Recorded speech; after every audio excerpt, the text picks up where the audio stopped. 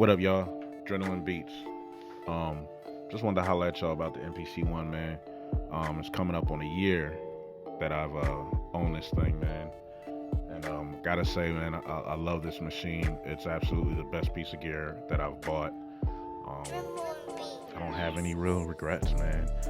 You know, we all have a little bit of a wish list for the MPC One and what we want and what we wish it could do, you know, as doing a little bit more than it does.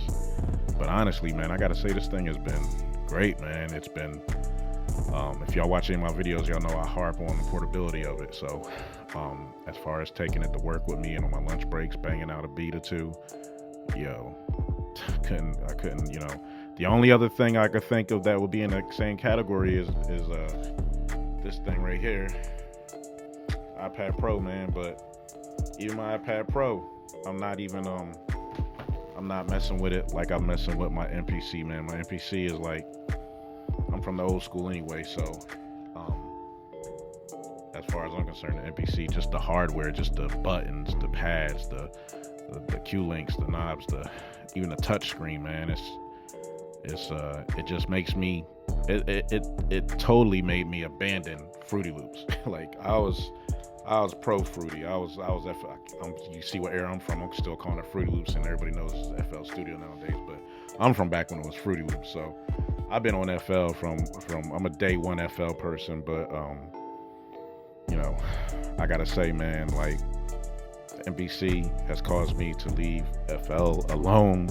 I used to be on Beatmaker 3 on the iPad Pro, and all the way when the first generation iPad Pro came out, when Beatmaker 1 came out, you know what I mean? I was on it, and I love it, still love it, you know what I mean? I still dabble with it occasionally, because sometimes you don't want to, even the MPC One, as portable it is, it's kind of still a little bit bulky, and you know, I mean, look at this thing, man. This iPad Pro, man, I mean, this thing, when it comes to being bulky, that's one thing. It is definitely not bulky. Take this thing out of the case, bro. I mean, come on. Look at that, bro. Yeah, I got Curry to goat on there. Yeah. Anyway, I'm from another era of basketball. Allen Iverson's the goat to me, but as far as point guards go and all that. Anyway, getting back on topic. The stuff I use. Let's go over the list of things that I use. I have a MacBook M1, which I have Fruity Loops on. I got Logic Pro on, and I got the MPC software on. I got an older MacBook Pro that has, it's fully blown out. It's back in the day. It was like a 2013 or 12 or something like that, but it's fully blown out, and it has like all my same software on there, but it has like tons of plugins that I can't make work with the M1, but it has like all my plugins that work, like everything plugin that I used in the past. That's what my daughter uses. But I have to say, man, this MPC has got me off that, man. It really has, and I really don't have any complaints about it, man. I think Akai, y'all did a great job on this one. Moving forward, all y'all can do is improve on it, I hope. The MPC Studio Mark II, I don't know about that. I mean, I think for advanced users, I think we should skip it. There's no reason to really take steps backwards, and I just don't understand why I would use it if I can use my MP. If I'm going to use the MPC One software, which I hardly ever use anyway, but if I'm going to use it, why wouldn't I just use my MPC One as a controller? So I think it's geared towards people that are trying to break into the ecosystem, the MPC Akai ecosystem, and that's a good starting point for them, I guess. Another thing I like using, though, I don't even like using my MPC One for the software. I know this is going to be surprising, and this is a blast from the past. Who remembers this? The MPC Element. You know what I mean? I remember I bought this thing from Guitarist, and I don't even know how much I paid for it, but I love it, man. I mean, all the little buttons on here, the transport, the mute track, solo track, you know, track up and down, pad bank, full level, 16 level, undo, erase, note repeat, tap tempo. And then you have shortcuts on here. They're just pad bank shortcuts. So I use this with the MC software, and it does me fine, man. You know what I'm saying? And when I'm using MC software, but why let this go to waste, right? Sitting there, I paid like $2 something for it or something like that back in the day. But anyway, that's what I use for the software, man. There's no way I would get that Mark II as someone that's been in the Akai ecosystem for a very long time. I had the MPC 1000 when it first came out, like I don't know, man.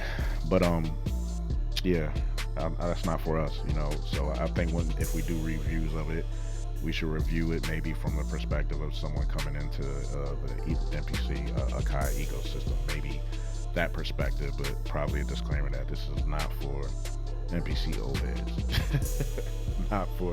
not for the generals. No. So anyway, I love it, man.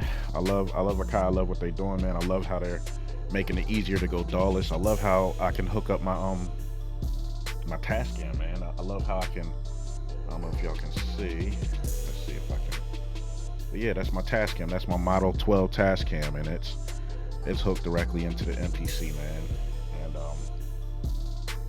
I love the fact that I can do that. I love the fact that I can hook that right into the MPC and use it as an interface, and also multiple tracks. I literally can, if you look on I'm not going to bring the camera over there again, but on my Model 12, it's 1, 2, 3, 4, 5, 6, 7, 8. So it's 8 channels, and then you have the last 2 channels are dual stereo, so 7, 8, not stereo, but they're dual channels. So one is 7, 8, and then the other is 9, 10. So it has 2 plugs in the back for those channels, 2 XLRs for those channels.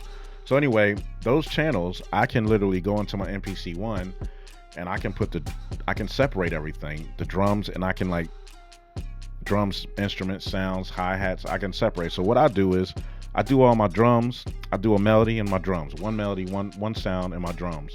And I have all my drums on spread out from track 1, no, from track 2, because track 1 is the melody, from track 2 all the way to track like 6. And I have all my drums arranged across those channels, mix them how I want, then boom, I bounce them down to track 2.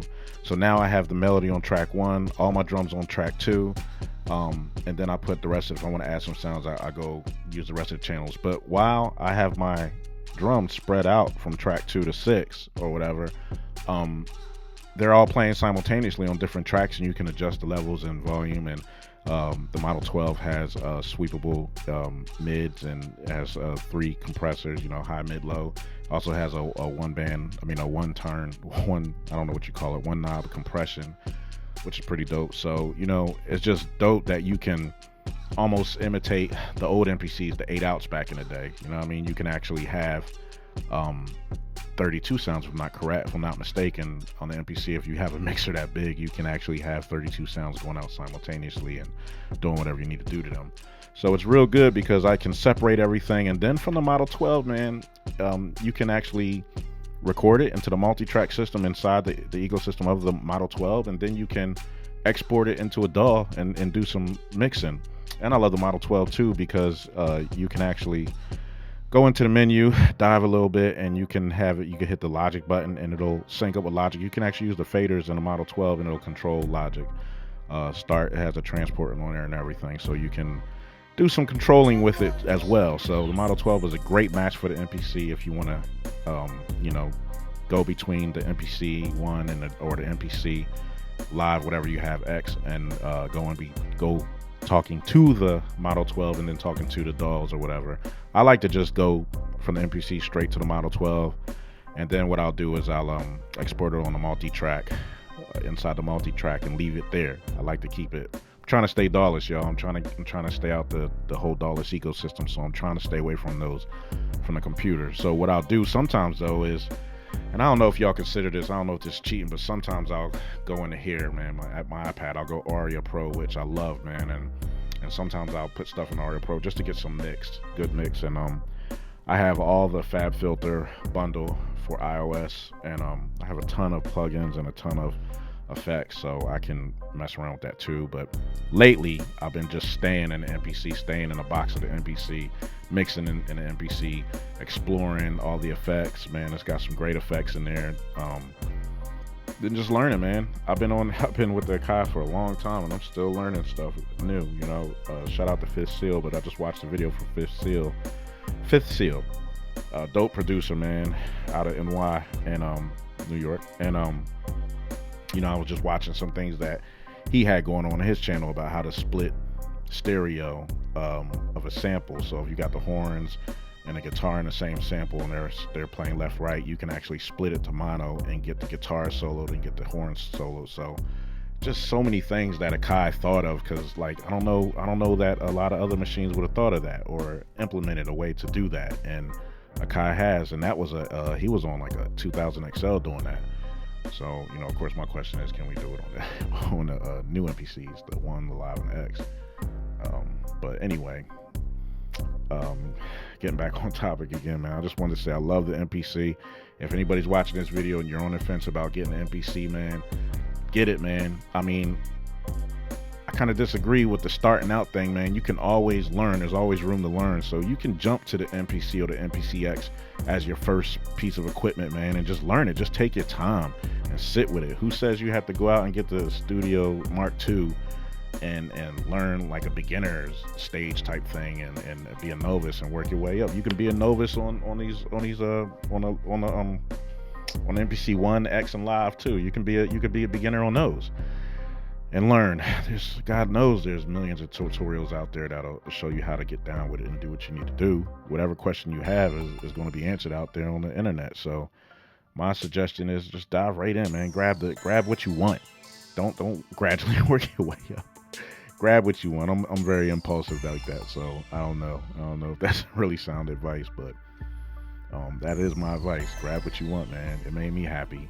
When I first got the MPC One, I didn't know it's still way different than MPC 1000, which what I was using. It's way different than that. So, and we all had to learn. When we all the guys that's been doing it for a minute on the Kai machines and all that, when they got these new machines, the Live 2, the X, the One, guess what? We all had to learn. You know what I mean? So what's the difference in us learning and someone just starting out learning? Just grab what you want, man, and do it. That's my advice. So just wanted to holler at y'all for a minute, man, and drop in. I know I ain't been recording a lot of videos lately, and just wanted to speak about the MPC because it's coming up on a year, and just wanted to give it some praise, man, and say how good of a job Akai did and how I love it, man. And I have really no major complaints, and it added a great deal of excitement to my whole production lifestyle, to what I do and everything, because there's still a ton of stuff that I want to learn, and I look forward to learning these things, and I have goals, and the MPC One is just helping me reach those goals. So anyway, man, that's it. Adrenaline Beats, man. Signing out, man. If y'all dig what I'm saying, or you don't dig what I'm saying, give me a thumbs up or give me a thumbs down or whatever. Subscribe, man, to my channel, man, and you know what I mean, get the insight of a producer that has 5 kids, that just had a baby, 47 years old, working a 9 to 5, man. You know what I mean, and still I have my studio that I built in my house, and still chasing my passion. Not even chasing my passion. I'm always going to do my passion, but still doing my passion, trying to monetize it, trying to turn it into income. You know what I mean? That would be good. But if not, I'm always going to do it anyway because I love it. And I know there's a lot of y'all out there that love it too, man. And don't get discouraged because of life you got going on around you. I just had a baby. Like I said, man, I work a 9 to 5. I got a daughter that just graduated. Hopefully she's about to go to college. I got 2 more in the house with me. I got one out the house who has a baby, and that's my granddaughter. So, you know what I mean? I got a lot going on in my life, but I still found time to build a studio in my house and do my passion and acquire some gear that I want. And, you know, I still found time for this because this is a love. It's a passion, and it's something that, you know, people like me need. It's our therapy, right? Like all you producers out there, y'all know what I'm talking about. That's in a situation I'm in. That this is a therapy, having this passion for this music and actually being able to create and everything. It just, when you get done making a great piece of music, man, it's no greater feeling. Oh, there is some greater feelings. When I had my baby, that was a greater. All my babies, and there's some life feelings that's definitely greater. But it's a great feeling nonetheless to make a beat, man, and it's selfish in a way, but it helps me get through some hard points. If I ever go through some depression or something like that, man, I might just come down here. I don't want to say depression because that's playing light on people that really have depression, but if I'm feeling down about something, man, I can come down here and make a beat, and my emotion, however I'm feeling, is going to come out in the music, man, and that's a part of me. I created something that's a part of me that lived in that moment, and now that's out, and it's a piece of intangible artwork. You know what I'm saying? That you can't touch, but you can listen to, and it's emotion based. It came out of me, and what came out of me was that emotion. And that's the great thing about creating music and other things, paintings, and all that art stuff. It's really expressions of yourself and how you may feel and what you're going through in life. So I promote that, man, and I promote that if you want to get a piece of gear that's going to help promote that, get that gear, man. Get it. I mean, don't go broke. Don't have to pawn your car, your title, or anything like that to get the gear. Make a good judgment call, but at the end of the day, man, if you can do it, do it. So, Adrenaline Beats, man, I love y'all, man. I love having these talks and being able to do this. I just love it, man. I love everything about this. So I'm very happy, and I hope y'all are happy too. Adrenaline Beats signing out. Signing off. I'm out.